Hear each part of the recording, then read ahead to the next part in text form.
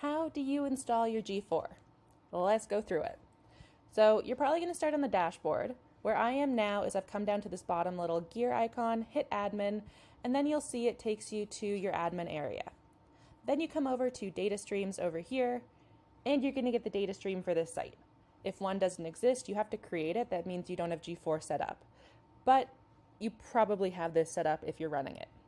Now, if you have multiple ones, you'd click to whichever kind of area to sort it. For us, it's probably web because that's your site. The other ones tend to be for apps. I think they're actually only for apps. If you click over into it, here you're going to get all the details: the stream name, the URL of the site, stream ID, and then the measurement ID. The measurement ID is your new Google tag, essentially, just like we used to have with UA. But to install this, we're not just going to copy that thing unless we're using something like Rank Math or Yoast. Then you're going to copy the measurement ID and just put it into your plugin of choice, basically. There's also Monster Insights, Jetpack. I don't recommend either of those two, to be honest. Just having an extra plugin for the sake of calculating your analytics doesn't make sense when you already have an SEO plugin that'll do that. So I wouldn't add an extra plugin. Jetpack is also horrible for speed, so just be careful there. But that's pretty simple. Then you're just going to follow their stuff. Now you can also install it manually, and this took me a minute to find. If you come down here to the bottom, you'll see view tag instructions, and you'll see it says data flowing, which means that it's working. If you click over into it, pardon my internet, it's a bit slow where I am, it's going to bring up the option to install your plugin via, or pardon me, your tracking code via a plugin. So it'll help you with that, or you can install it manually. So here you just copy it, and then you go to your site. So let me bring it up. I should have had this prepped, but I am never prepared for these things. I just do these when I'm having fun.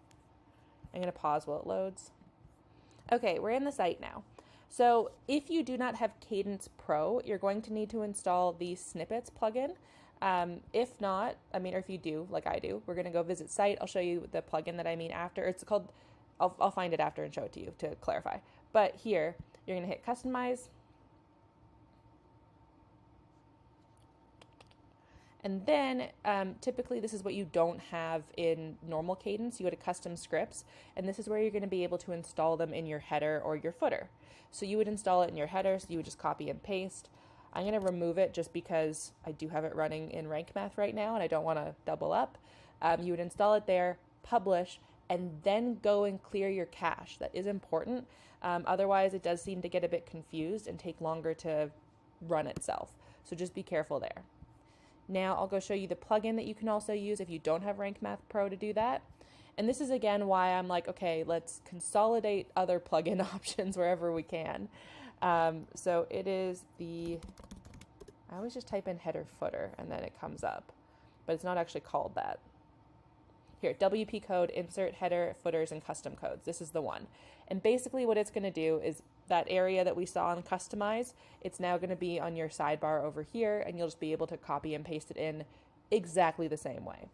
So this is also helpful to do, like to add anything to your header and footer. Most people will have it if they don't have Rank Math Pro.